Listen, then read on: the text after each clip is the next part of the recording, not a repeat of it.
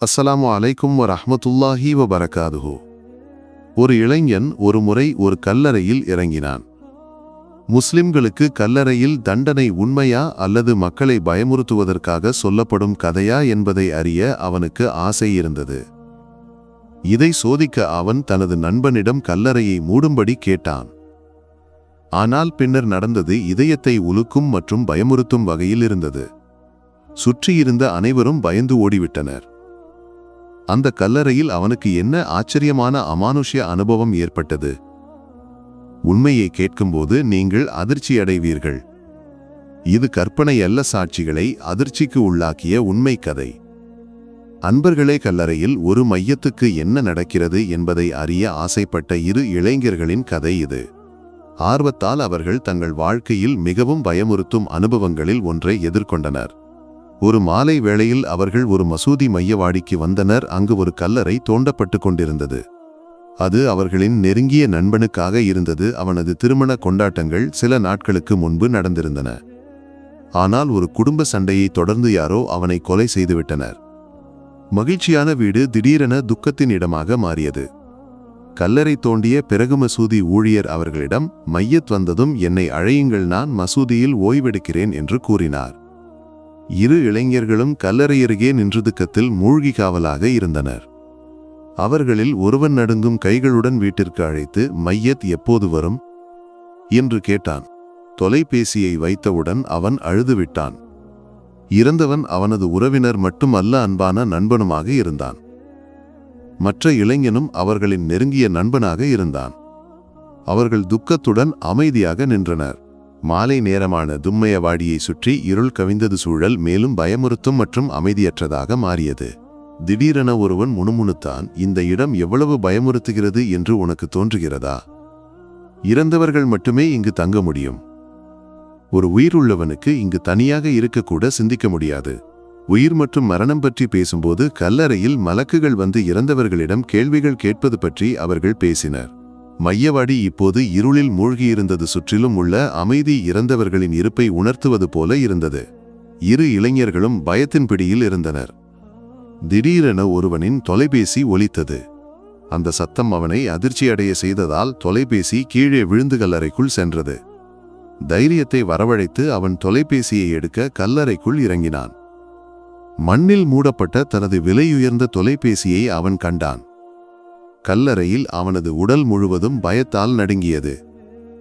ஆனால் விரைவாக தொலைபேசியை எடுத்து நண்பனின் உதவியுடன் வெளியே வந்தான்.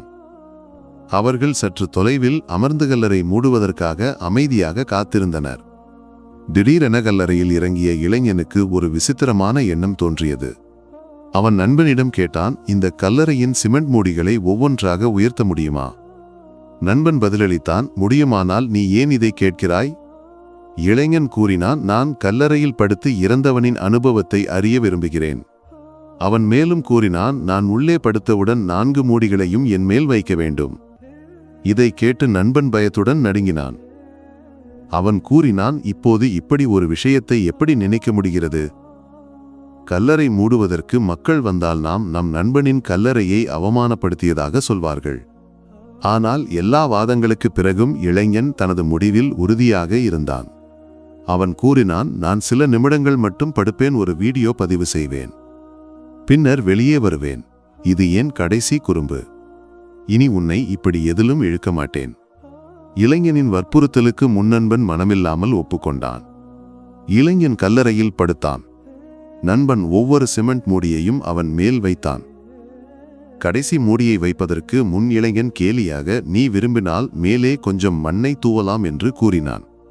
நண்பன் சிரித்துக்கொண்டே, அதற்கு என்ன முடியும் என்று பதிலளித்தான். பின்னர் அவன் உண்மையாகவே கல்லறையின் மேல் மண்ணை தூவினான். தனது நண்பனை உயிருடன் புதைத்தான். பின்னர் அவன் சற்று தொலைவில் அமர்ந்தான். ஆனால் அவனும் பயத்தால் நடுங்கிக் கொண்டிருந்தான். சிறிது நேரம் கழித்து அவன் கல்லறை அருகே திரும்பி நண்பனுக்கு ஒரு செய்தி அனுப்பினான், இப்போது மூடிகளை நீக்க வேண்டுமா? ஆனால் பதில் வரவில்லை. பூமிக்கு அடியில் சமிக்ஞை இல்லை என்று அவன் நினைத்தான். அவன் அழைத்து பார்த்தான், ஆனால் அது இணைக்கப்படவில்லை. அப்போது நண்பனுக்கு மூச்சு திணறி இருக்கலாம் என்று அவனுக்கு பயம் தோன்றியது. உடனே பதறியவனாக மண்ணை அகற்றத் தொடங்கினான். அனால்சிமெண்ட் மூடிகளை உயர்த்த முயற்சித்தபோது அவை ஒட்டிக்கொண்டிருப்பதை கண்டான். எவ்வளவு முயற்சித்தும் அவனால் அவற்றை நகர்த்த முடியவில்லை. பயத்துடன் அவன் மசூதி ஊழியரிடம் ஓடி அவனை அழைத்து வந்தான். கல்லறை முழுவதும் மூடப்பட்டு மேலே மண் தூவப்பட்டிருப்பதை ஊழியர் கண்டான். மையத் வந்ததும் என்னை அழைக்கச் சொன்னேனே என்று அவர் கூறினார். இளைஞன் எல்லாவற்றையும் விளக்கினான். ஊழியர் அதிர்ச்சியடைந்தார். ஒன்றாக அவர்கள் மீண்டும் மூடிகளை உயர்த்த முயற்சித்தனர், ஆனால் தோல்வியடைந்தனர். இளைஞன் அழுது கொண்டே தனது சகோதரனை அழைத்து எல்லாவற்றையும் விளக்கினான். சகோதரன் நான் உடனே வருகிறேன் என்று ஆறுதல் கூறினான். ஆனால் அதற்குள் இளைஞன் பயம் மற்றும் மன அழுத்தத்தால் மயங்கி விழுந்தான். சகோதரன் வந்தபோது அவன் மயங்கிய நிலையில் கிடப்பதைக் கண்டு பதறினான். மசூதி ஊழியர் தெரிந்தவற்றை விளக்கினார், ஆனால் மூடிகளை நகர்த்த முடியவில்லை. உடனே உண்மையான கல்லறை மூடலுக்கு புதிய கல்லறை தயாரிக்கப்பட்டது. இதற்கிடையில் வீடியோ பதிவு செய்ய கல்லறையில் இறங்கிய இளைஞனின் செய்தி குடும்பத்தினருக்கு தெரிந்து குழப்பம் ஏற்பட்டது. குடும்பத்தினர் மசூதிக்கு வந்தபோது முதலில் அவர்கள் நண்பன் அவனை கொலை செய்ததாக சந்தேகித்தனர். அவன் குற்றத்தை மறைக்க கதை கட்டியதாக நினைத்தனர். ஆனால் கல்லறையை திறக்க முடியாததால் அவர்களின் சந்தேகங்கள் தொடர்ந்தன. பின்னர் இளைஞன் மயக்கத்திலிருந்து மீண்டபோது அவனிடம் கேள்வி கேட்கப்பட்டது. அவன் எல்லாவற்றையும் விளக்கினான். ஏன் கல்லறையில் இறங்கினான், வீடியோ பதிவு செய்ய விரும்பியது எப்படி, விஷயங்கள் கட்டுப்பாட்டை மீறியது என்பதை.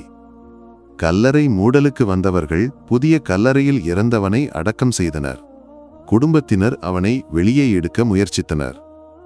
கனரக இயந்திரங்களை பயன்படுத்தி மூடிகளை நகர்த்த முயற்சித்த போதும் அப்போதே மிகவும் தாமதமாகிவிட்டது. கல்லறையில் இளைஞன் இறந்திருந்தான்.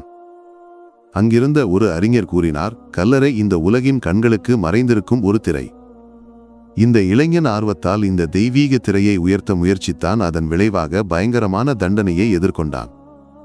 இந்த கதையில் எவ்வளவு உண்மை எவ்வளவு மிகைப்படுத்தல் என்பதை உறுதிப்படுத்த முடியாவிட்டாலும் ஒரு விஷயம் உறுதி, அல்லாஹ்வின் தெய்வீக விஷயங்களில் தலையிட முயற்சிப்பது கடுமையான தண்டனைக்கு வழிவகுக்கும். அல்லாஹ் நம்மை காக்கட்டும். ஆமீன்.